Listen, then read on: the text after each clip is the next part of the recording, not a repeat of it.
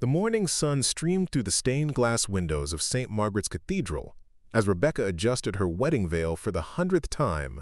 Her hands trembled slightly as she stared at her reflection in the ornate mirror of the bridal suite. Today was supposed to be the happiest day of her life, marrying David after 3 years of what everyone called a fairy tale romance. "Miss Rebecca, you look absolutely radiant," said Maria, the hotel's head maid, who had been assigned to assist her throughout the morning. Maria had worked at the luxury venue for over 15 years, helping countless brides prepare for their special day. Her gentle Korean accent always made her voice sound soothing, though Rebecca had never thought much about Maria's background. The bridal suite buzzed with activity as Rebecca's bridesmaids fluttered around, adjusting flowers and taking endless photos. Rebecca's mother sat in the corner, dabbing at her eyes with a tissue, while her sister Emma worked on touching up Rebecca's makeup. Everything seemed perfect, exactly as Rebecca had dreamed since she was a little girl. David waited at the altar, his best man James beside him, both men looking distinguished in their tailored tuxedos. The cathedral filled with guests, a mixture of family, friends, and business associates from both sides. David's parents sat in the front row, beaming with pride at their successful son who ran a chain of upscale restaurants. Rebecca's family occupied the opposite side, equally proud of their daughter, who had built a successful marketing consultancy from nothing. As the ceremony time approached, Maria helped Rebecca into her shoes and made final adjustments to her dress. The gown was a masterpiece of silk and lace that had cost more than many people's cars, but Rebecca felt it was worth every penny. She had saved for 2 years to afford it, wanting everything to be perfect for David. "The photographer wants a few more shots before you walk down the aisle," Emma announced, checking her phone. "And David's asking if you're ready. He seems a bit nervous." Rebecca smiled, feeling butterflies in her stomach. It was natural for both of them to feel nervous. They were about to promise to spend their lives together after all. She had dated other men before David, but none had made her feel so secure and loved. David was stable, successful, and treated her like a queen. "I'm ready," Rebecca said, taking a deep breath. "More than ready." Maria began gathering the train of Rebecca's dress, preparing to help her walk to the cathedral doors. As she worked, her phone buzzed with a text message. Maria glanced at it quickly, then her face changed completely. The color drained from her cheeks as she stared at the screen, reading something that clearly shocked her. "Is everything all right, Maria?" Rebecca asked, noticing the woman's sudden change in demeanor. Maria looked up at Rebecca, then back at her phone. Her hands shook slightly as she set the device down. She appeared to be struggling with something internally, opening her mouth to speak but then closing it again. The other women in the room were too busy with their own preparations to notice Maria's distress. "Maria?" Rebecca pressed gently. "You look like you've seen a ghost."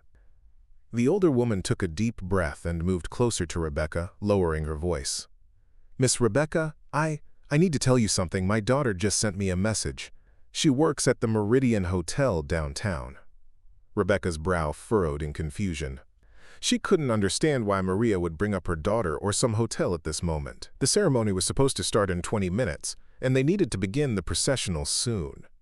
"I don't understand," Rebecca said. "What does that have to do with anything?" Maria glanced around the room, making sure no one else was listening. The bridesmaids were gathered around Emma's phone, looking at photos, while Rebecca's mother had stepped out to speak with the wedding coordinator. Maria leaned in closer to Rebecca, so close that only she could hear.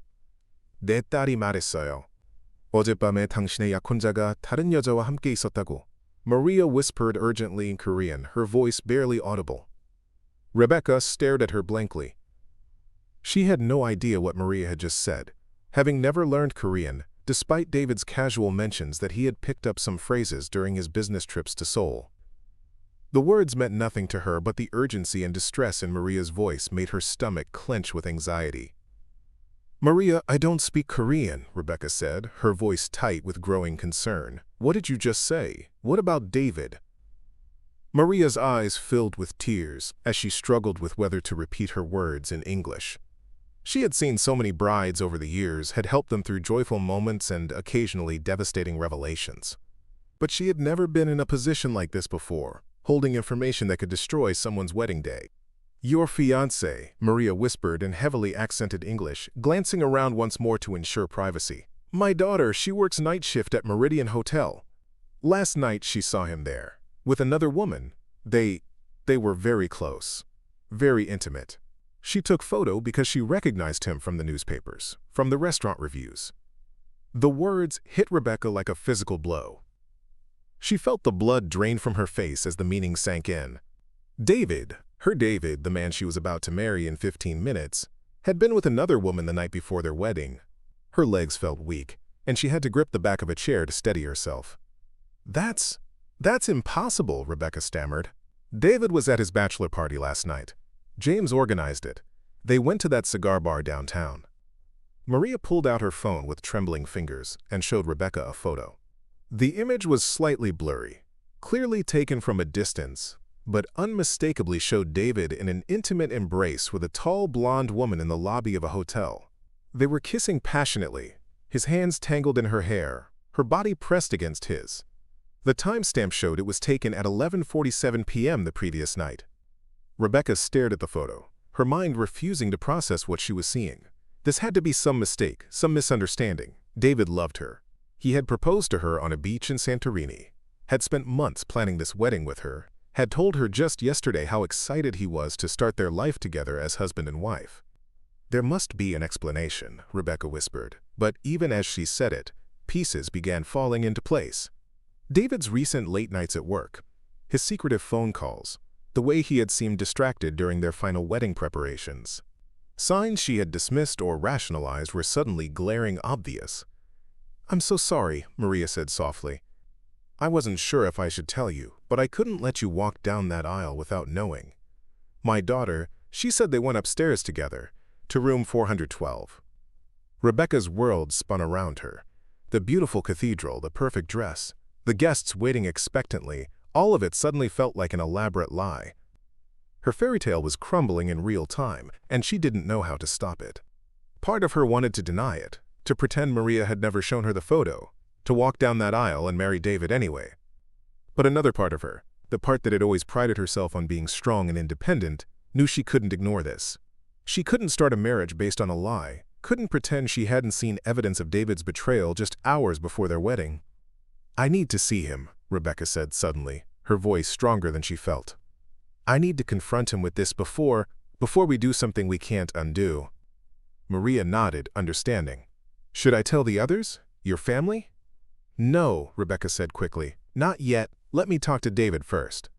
Maybe there's an explanation. But even as she said it, she knew there was no innocent explanation for what she had seen in that photo. Rebecca gathered her dress and walked out of the bridal suite, leaving behind the chatter and excitement of her wedding party. Her heels clicked on the marble floor as she made her way toward the main cathedral, where David waited at the altar. With each step, her anger grew stronger than her hurt. How dare he do this to her? How dare he let her plan this entire wedding, let her dream about their future together, while he was betraying her with another woman? The cathedral doors stood open, and Rebecca could see David standing at the altar in his perfect tuxedo, looking calm and collected. He was checking his watch and speaking quietly with James, probably wondering what was taking her so long. The guests sat in their pews, dressed in their finest clothes, completely unaware that they were about to witness a very different kind of drama than they had expected. Rebecca paused at the threshold, taking one last look at the scene before her. The flowers were perfect, the music was soft and romantic, the lighting was everything she had dreamed of. In another life, one where David hadn't betrayed her, this would have been the most beautiful moment of her life. Instead, she squared her shoulders and walked down the aisle, not as a bride approaching her groom, but as a woman confronting a liar. The guests turned to look at her, smiling and some beginning to stand, but Rebecca kept her eyes fixed on David. She saw the moment he noticed her expression, saw confusion replace his smile, as he realized something was very wrong. James stepped back slightly, sensing the tension that was building. "David," Rebecca said when she reached the altar, her voice carrying clearly through the cathedral, "we need to talk, now." "Rebecca, what's wrong?" David asked, reaching for her hands, but she pulled them away. "The ceremony is supposed to start. Everyone's waiting." "I know what you did last night," Rebecca said, her voice steady despite the turmoil inside her, "at the Meridian Hotel, with the blonde woman." David's face went completely white. The blood drained from his cheeks so quickly that James had to steady him. The guests began murmuring, sensing that something was happening but not understanding what. Rebecca's family looked confused and concerned, while David's parents leaned forward in their seats, straining to hear.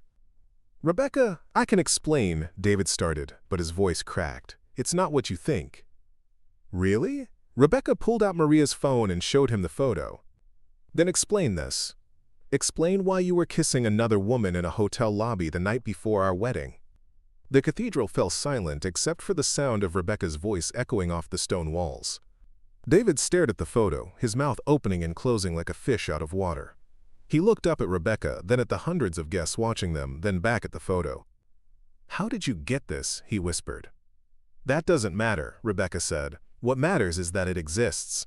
What matters is that while I was home last night, thinking about how happy we were going to be together, you were with her." "Who is she, David?" David's shoulders sagged in defeat. He knew he had been caught, knew there was no way to explain away what was clearly captured in the photo. The woman in the image was Sarah, someone he had been seeing on and off for months. He had told himself it didn't mean anything, that it was just physical, that he would end it after the wedding. But seeing it exposed like this, in front of everyone who mattered to him, made him realize how terrible his actions truly were. "Her name is Sarah," he said quietly. We've been seeing each other for a few months. But Rebecca, I love you. I want to marry you. She doesn't mean anything to me." The words hit Rebecca like slaps. Not only had he cheated, but he had been carrying on an affair for months while planning their wedding. Every romantic dinner, every conversation about their future, every time he had told her he loved her, he had been lying. "You love me?" Rebecca's voice rose, and she no longer cared that hundreds of people were watching. "You love me, but you've been sleeping with another woman for months? You love me, but you were with her the night before our wedding?" "Rebecca, please." David reached for her again. "We can work through this. We can go to counseling.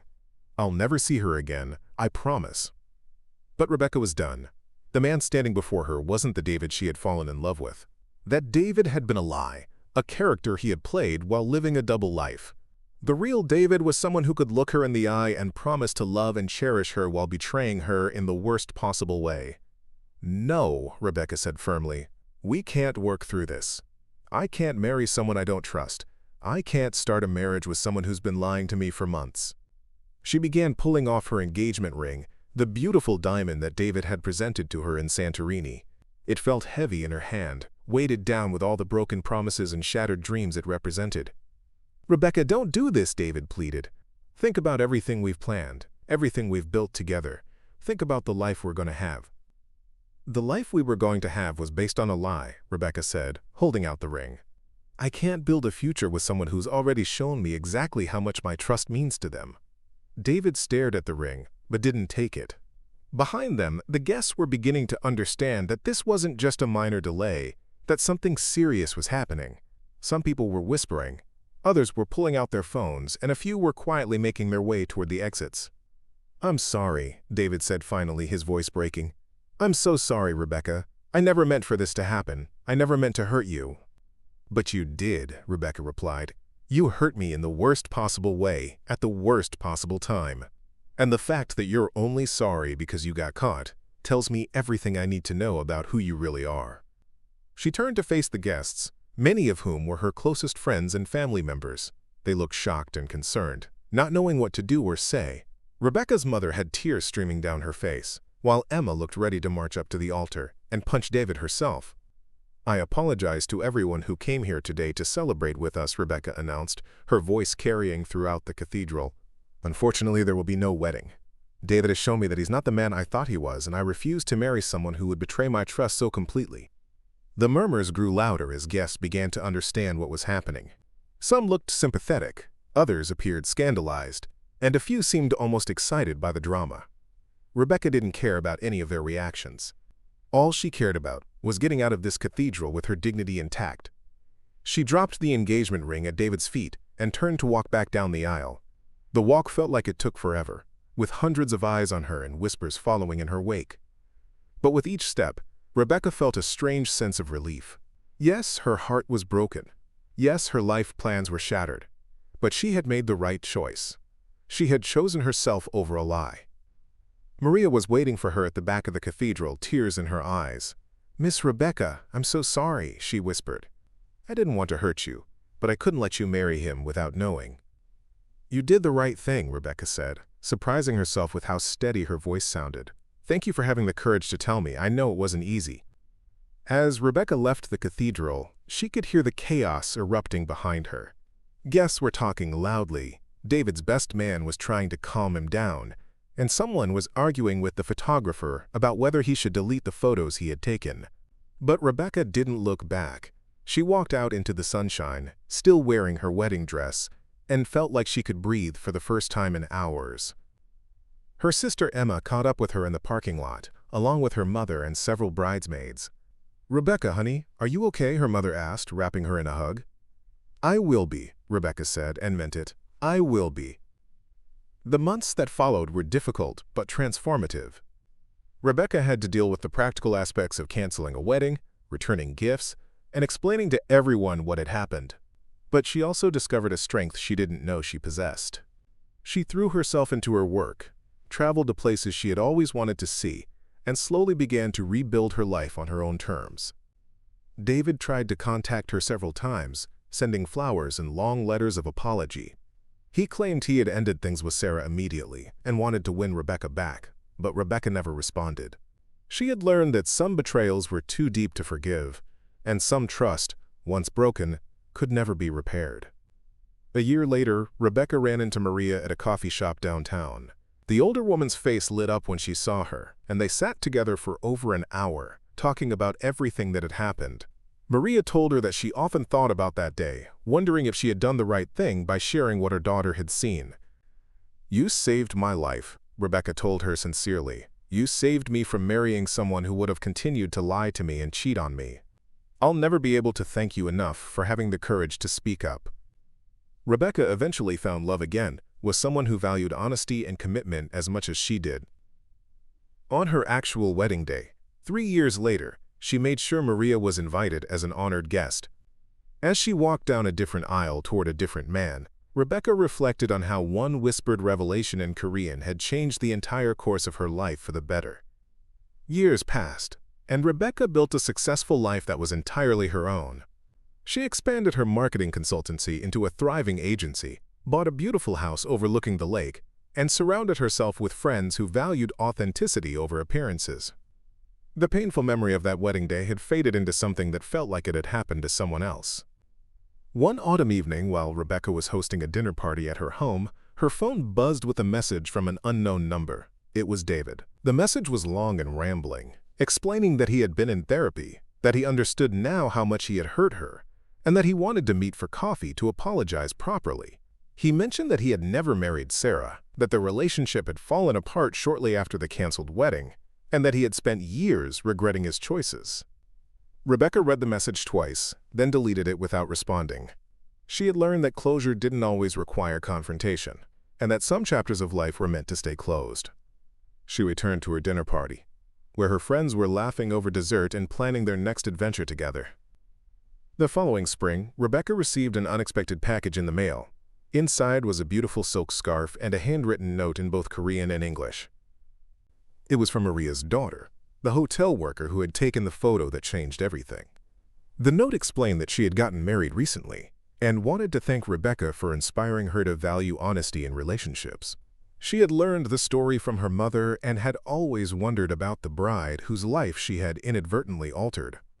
Rebecca smiled as she read the note, realizing that her story had rippled outward in ways she never could have imagined. That painful day at the cathedral had not only saved her from a dishonest marriage, but had also touched the lives of others who valued truth and integrity. Sometimes the worst moments in life were actually gifts in disguise, she reflected, even if it took years to understand their true value. On a warm summer morning 5 years after the canceled wedding, Rebecca stood in her garden watering her roses when she heard familiar voices next door. Her new neighbors, a young couple who had just moved in, were arguing about wedding plans. The woman's voice carried over the fence as she expressed doubts about her fiancé's recent behavior and mysterious late nights. Rebecca paused in her watering, remembering her own naive trust and willful blindness to red flags. Without hesitation, she walked over to the fence and gently called out to her neighbor.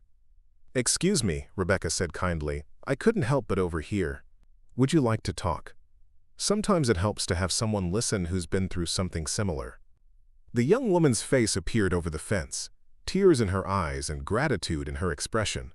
As they talked, Rebecca realized that her painful experience had given her something valuable to offer others, a hard-earned wisdom about trust, self-respect, and the courage to face difficult truths.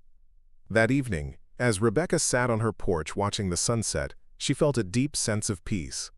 The woman she had become was stronger, wiser, and more authentic than the one who had stood in that cathedral years ago.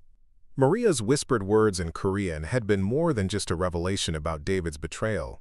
They had been the key that unlocked Rebecca's true life, the one she was meant to live.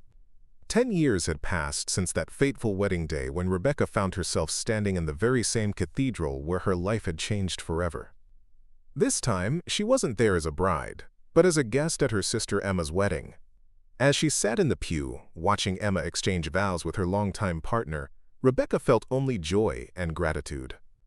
During the reception, Rebecca noticed an older Korean woman working with the catering staff. It took her a moment to recognize Maria, now grayer but with the same kind eyes. Their gazes met across the crowded room, and Maria approached her with a warm smile. "Miss Rebecca," Maria said softly, "you look so happy, so peaceful." "I am," Rebecca replied, embracing the woman who had changed her life with a few whispered words. "Maria, I never properly thanked you for your courage that day. You saved me from a lifetime of unhappiness." Maria's eyes sparkled with tears. "My daughter always said I did the right thing, but I worried for years that I had caused you pain." "You did cause me pain," Rebecca said honestly, "but it was the kind of pain that heals you, like setting a broken bone. The pain David would have caused me by continuing his lies would have destroyed me slowly from the inside." They talked for a while about their lives. Maria had retired from the hotel and now helped care for her grandchildren. She told Rebecca that she had never forgotten the brave young woman who had walked away from a lie, even when it meant walking away from everything she thought she wanted. As the evening wound down, Rebecca stepped outside for some fresh air. The stars were brilliant overhead, and she felt a profound sense of completion. She had built a life filled with genuine love, honest friendships, and work that fulfilled her. She had learned to trust her instincts and to value herself enough to demand honesty from those she allowed into her heart. Her phone buzzed with a text from James, David's former best man, whom she had remained friends with despite everything. The message was brief. "David got married today. To Sarah. Thought you should know in case you hear it from someone else." Rebecca smiled and typed back, "I hope they're happy together, really." And she meant it. The anger and hurt had long since faded, replaced by a genuine wish for David to find peace and learn from his mistakes. More importantly, she felt nothing but gratitude for the path her life had taken instead. As she walked back toward the reception, Rebecca reflected on the incredible journey that had begun with Maria's whispered words in Korean. Those words had seemed like an ending at the time, the destruction of all her dreams and plans. But they had actually been a beginning, the first step toward a life built on truth rather than illusion. She rejoined the celebration, dancing with her nephew and laughing with old friends, fully present in a moment that belonged entirely to her authentic self. The woman who had once been willing to ignore red flags for the sake of security had become someone who valued truth above comfort, growth above safety, and genuine love above the mere appearance of it. The last dance of the evening was a slow song, and Rebecca found herself swaying alone under the twinkling lights. She closed her eyes and felt grateful for every twist and turn that had brought her to this moment. Sometimes the greatest gift life could give you was the courage to walk away from what looked perfect in order to find what actually was. The end.